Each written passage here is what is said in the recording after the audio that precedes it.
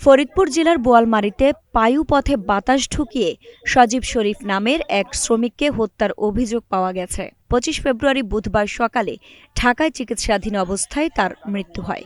নিহত সজীব শরীফ পাশের দাঁতপুর ইউনিয়নের বারুইপাড়া গ্রামের কৃষক শহীদুল শরীফের ছেলে। সে মিলিটারি স্পিনিং বিভাগে হেলপার হিসেবে কাজ করত।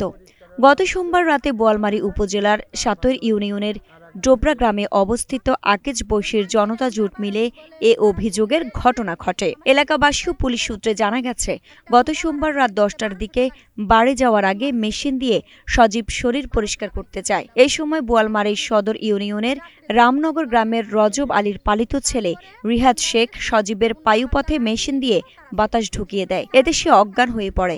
পরে সজীবকে ফরিদপুর মেডিকেল কলেজ হাসপাতালে নেওয়া হলে সেখান থেকে উন্নত চিকিৎসার জন্য ঢাকা মেডিকেল কলেজ হাসপাতালে পাঠানো হয়। পরে চিকিৎসাধীন অবস্থায় সজীব মারা যায়।